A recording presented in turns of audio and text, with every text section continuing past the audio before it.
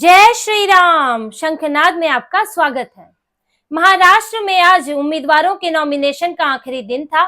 आज नॉमिनेशन पूरा हो चुका है और इसके साथ ही दोनों गठबंधनों में सीट शेयरिंग को लेकर जो घमासान मचा था वो भी खत्म हो चुका है। दोनों गठबंधनों के सभी दलों ने अपने अपने उम्मीदवार घोषित कर दिए हैं। 288 सीटों पर उम्मीदवार नॉमिनेशन कर चुके हैं। कुछ सीटों पर इनका बढ़िया तालमेल है, लेकिन कुछ सीटों पर गठबंधन के ही दलों ने एक दूसरे के खिलाफ उम्मीदवार भी उतार दिया है। लेकिन अगर सीटों की बात करें तो सबसे ज्यादा सीटें दोनों गठबंधनों में बीजेपी के हिस्से आई है। महायुति में बीजेपी करीब 152 सीटों पर लड़ रही है। 148 पर बीजेपी के अपने उम्मीदवार हैं और 4 वो सहयोगी दलों को देने वाली है। शिवसेना शिंदे की बात करें तो वो 80 सीटों पर चुनाव लड़ रही है और एनसीपी अजीत पवार वो करीब 56 सीटों पर चुनाव लड़ रहे हैं। महाविकास अघाड़ी की बात करेंगे तो कांग्रेस ही एकमात्र पार्टी है जिसने 100 का आंकड़ा छुआ है। कांग्रेस 103 सीटों पर चुनाव लड़ रही है। उद्धव ठाकरे करीब 95 सीटों पर और शरद पवार 85 सीटों पर करीब चुनाव लड़ रहे हैं। इसके अलावा बाकी सीटें जो है सहयोगी दलों को दी गई है, जिन पर उनके उम्मीदवारों ने भी नॉमिनेशन किया है। तो लगभग यही सूरत बनी है अभी तक नॉमिनेशन तक। और जो अब सीट शेयरिंग को लेकर अब चर्चा जो है वो लगभग खत्म हो चुकी है। हालांकि अब जो अगला दौर होगा वो सीटों पर वापसी का दौर होगा, जो कि 4 नवंबर तक नॉमिनेशन की आप वापसी कर सकते हैं। ये सही है कि अब लगभग बंटवारा हो गया है सीटों का, लेकिन अब भी कहीं पर जहां एक ही गठबंधन के दोनों दलों ने अपने उम्मीदवार उतार दिए हैं, ऐसा महाविकास अघाड़ी में ऐसा बहुत ज्यादा हुआ है। मुंबई की सीटों पर हुआ है। इसके अलावा दूसरी सीटों पर भी दोनों ही पार्टियों ने, कहीं पर यूबीटी और एनसीपी ने, कहीं पर यूबीटी और कांग्रेस ने उम्मीदवार उतार दिए। हालांकि कांग्रेस और एनसीपी शरद पवार की पार्टी में इस तरह का कोई झगड़ा नहीं दिखाई दिया, पर यूबीटी के साथ दोनों का झगड़ा है और दोनों ने ही उम्मीदवार उतारे हैं। अब ये हो सकता है कि 4 तारीख के बाद 4 तारीख तक कोई जो है वो सीटों पर वापसी कर ले। मिराज सीट पर कांग्रेस और यूबीटी दोनों ने उम्मीदवार उतारा है। इस सीट के लिए संजय राउत ने कहा था कि कुछ टाइपो एरर हो गया होगा कांग्रेस से, कुछ टाइपो एरर हमसे भी हुए हैं तो उन्हें ठीक कर लिया जाएगा। अब टाइपो एरर होने का मतलब है कि फॉर्म में कुछ गलत भरा जाना, ताकि नॉमिनेशन बाद में कैंसिल हो जाता है। तो अब फॉर्म तो पार्टी ही देती है, उम्मीदवार दस्तावेजों के साथ जमा करता है। तो अब क्या एरर जानबूझ के किए गए हैं या कोई कमियां निकाल कर नॉमिनेशन वापस लिया जाएगा। लेकिन ऐसा हो सकता है, जिन सीटों पर इस वक्त समस्या है उस पर कोई समाधान निकालने की कोशिश हो सकती है। ऐसी ही एक सीट माहिम भी है, जिस पर बीजेपी के प्रदेश अध्यक्ष आशीष शेलार कह चुके हैं कि इस सीट पर वो राज ठाकरे के बेटे अमित ठाकरे का सपोर्ट करेंगे। अमित ठाकरे यहाँ से चुनाव लड़ रहे हैं, लेकिन यहाँ से शिंदे ने अपना उम्मीदवार उतारा हुआ है। अब क्योंकि शिंदे और बीजेपी एक ही साथ है, तो अगर शिंदे भी अपना उम्मीदवार उतार रहे हैं तो वहां पर बीजेपी का जो संगठन है वो किसकी मदद करेगा, किसका सपोर्ट करेगा, ये समस्या हो सकती है। ऐसे में आगे चल के जो है 4 तारीख तक शिंदे वहां से अपना उम्मीदवार वापस ले सकते हैं। तो ये सब अभी 4 तारीख तक ये कुछ थोड़े बहुत बदलाव आपको देखने को मिल सकते हैं कुछ सीटों पर, लेकिन वो 10-20% सीटों पर ऐसा कुछ हो सकता है। लेकिन उसके बाद जो आज नॉमिनेशन खत्म हुआ है, इसके बाद सबसे ज्यादा जरूरी है ग्राउंड कोऑर्डिनेशन अब शुरू होगा, क्योंकि सबको पता है अब मुझे कहां से चुनाव लड़ना है। अब जिसने निर्दलीय उतरना था वो भी उतर चुके हैं। हालांकि 4 तारीख तक जिसका नॉमिनेशन वापस होगा वो भी बागी बन सकता है। अब वो चुनाव तो नहीं लड़ सकता, लेकिन पार्टी के खिलाफ माहौल जरूर बना सकता है। तो एक ये परिवर्तन देखने को मिल सकता है कि कहाँ के सीट पर कोई बागी बनता है या नहीं, किसके लिए मुश्किलें खड़ी होती हैं।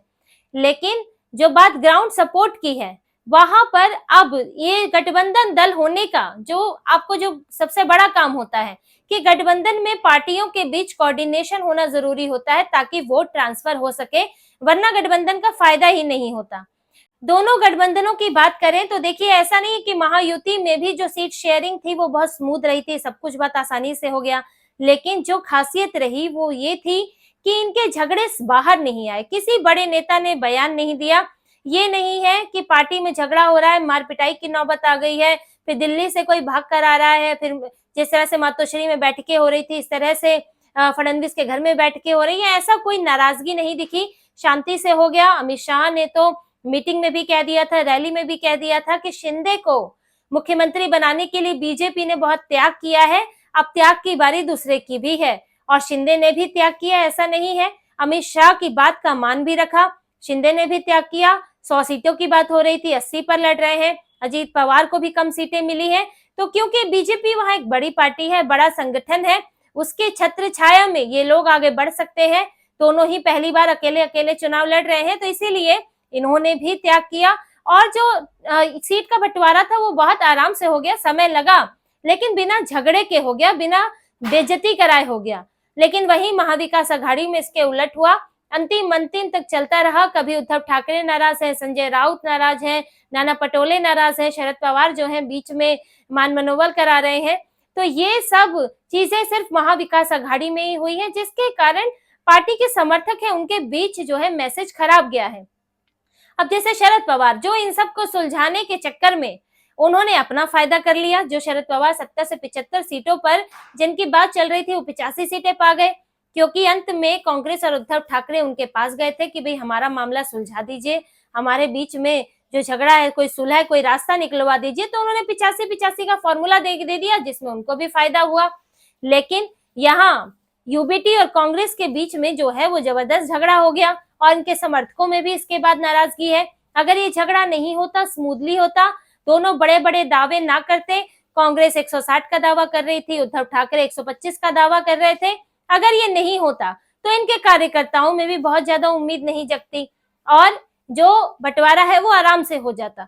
लेकिन ऐसा ना होने से अब इनके समर्थकों के बीच भी आपसी नाराजगी चल रही है और वो एक दूसरे का समर्थन करने को तैयार नहीं है। जैसे कि पिंपरी चिंचवाड़ा में यूबीटी के नेताओं का कहना है कि ये सीटें हमें मिलनी चाहिए थी, पिंपरी चिंचवाड़ा की 3 सीटें जो एनसीपी के पास गई हैं। तो अब पिंपरी चिंचवाड़ा के जो अध्यक्ष हैं यूबीटी के, उन्होंने ये बोल दिया है कि यूबीटी जो है वो एनसीपी के उम्मीदवारों का समर्थन नहीं करेगी। उन्होंने कहा कि इसमें से कम 1 से 2 सीटें हमें मिलनी चाहिए थी, वहां पर हमारा प्रभाव है, हम जीत सकते थे, लेकिन वो एनसीपी को मिली। इसके अलावा ऐसी 4 सीटें हैं जिन पर कांग्रेस और यूबीटी और एनसीपी और यूबीटी दोनों ने उम्मीदवार उतारे हुए हैं। एक सीट तो मिराज जो आपको बताई थी, जिस पर कांग्रेस और यूबीटी दोनों ने उम्मीदवार उतारा हुआ है।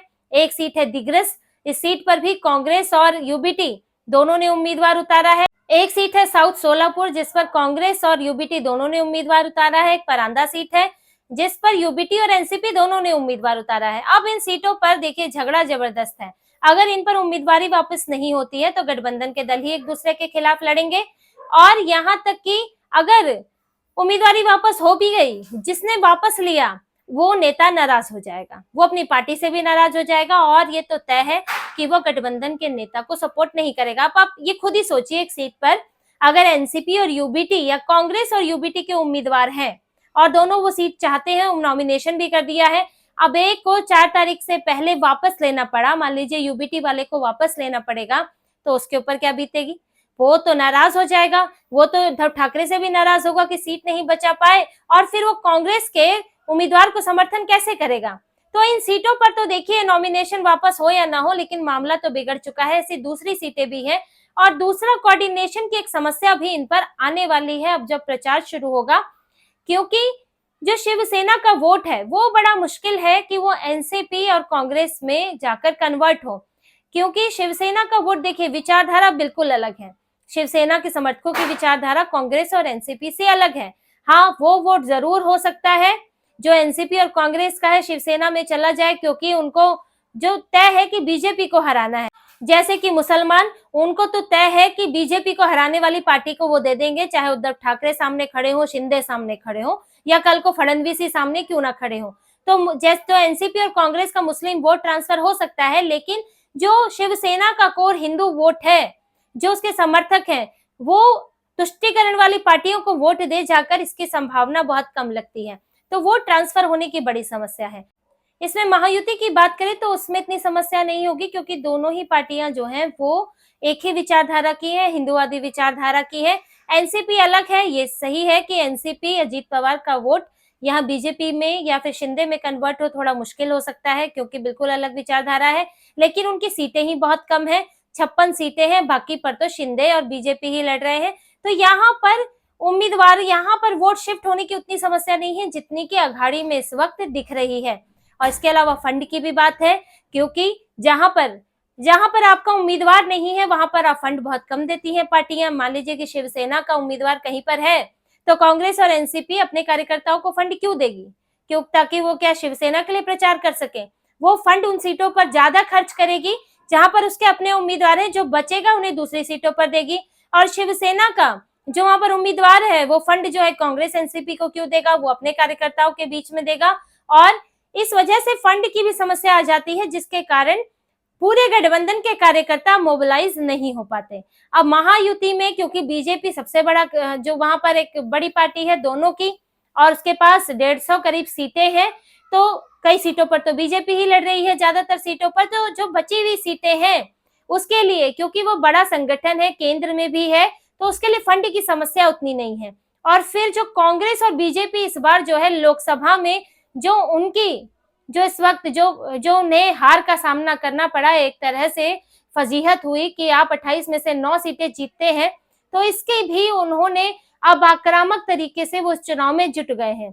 चाहे दूसरे फंड दूसरे संगठन के लिए भी जारी क्यों ना करना पड़े, चाहे उन्हें शिंदे के उम्मीदवार के लिए क्यों ना जारी करना पड़े या एनसीपी के लिए, बीजेपी इस बार कोई कसर नहीं छोड़ना चाहती। और आरएसएस भी संगठनात्मक स्तर से पूरी तरह जुटा हुआ है। तो जो अब कोऑर्डिनेशन की बात करेंगे, जो ग्राउंड स्तर पर अगर हम प्रचार की बात कर रहे हैं जिस पर, तो उसमें भी महाविकास अघाड़ी में कई समस्याएं नजर आ रही हैं, जबकि महायुति में यहाँ भी तालमेल बैठता हुआ दिख रहा है। और आरएसएस ने जो अभी एक अपना इंटरनल सर्वे किया है उसमें भी ये बात निकल कर आ रही है। राष्ट्रीय सेवक संघ ने अपना एक सर्वे किया, अभी अक्टूबर में ये सर्वे हुआ है, और खासतौर से उन सीटों पर हुआ है जहां पर बीजेपी को नुकसान हुआ था। इस सर्वे के बाद ही एक और रणनीति तैयार हुई है। तो आरएसएस के सर्वे में 160 से 165 सीटें महायुति गठबंधन को मिल सकती हैं। बहुमत का आंकड़ा बहुत आसानी से पाया जा सकता है, क्योंकि जो पिछली बार भी बीजेपी को देखेंगे तो 105 सीटें बीजेपी के पास आई थी, 56 सीटें जो है शिवसेना को मिली थी, तो लगभग यही आंकड़ा बना था। और अब भी उसी के आसपास या उससे ज्यादा भी बीजेपी को महायुति को मिलने के आसार है, सर्वे यही कहता है। और बीजेपी की बात करेंगे तो उसे 90 से 95 सीटें आ सकती हैं, और शिंदे को करीब करीब 50 सीटें आ सकती हैं, और अजीत पवार को 30 से 40 सीटें आ सकती हैं। इसके अलावा गठबंधन सहयोगियों की सीटें हो सकती हैं, लेकिन इस बार महायुति यहाँ पर बहुमत पाता हुआ दिख रहा है, आरएसएस का सर्वे यही कहता है। और ग्राउंड की स्थितियां भी इस ओर इशारा करती है। तो अब सीटों का बंटवारा तो हो चुका है, लेकिन आगे की लड़ाई भी और मुश्किल होने वाली है, और खास तौर से अघाड़ी के लिए, कि अभी किसी तरह से सीटों के बंटवारे पर जो है 85 का एक भ्रम फैला दिया गया, किसी तरह से इज्जत बचा ली गई। लेकिन अगर ग्राउंड स्तर पर, जमीनी स्तर पर आपके कार्यकर्ता नेता साथ नहीं आए तो फिर आप नतीजों में आप अपनी इज्जत नहीं बचा पाएंगे। तो इसी तरह की और खबरें और विश्लेषण आपके लिए लाते रहेंगे। हमसे जुड़े रहिए, सब्सक्राइब कीजिए, कमेंट कीजिए। बहुत बहुत धन्यवाद। जय श्री राम।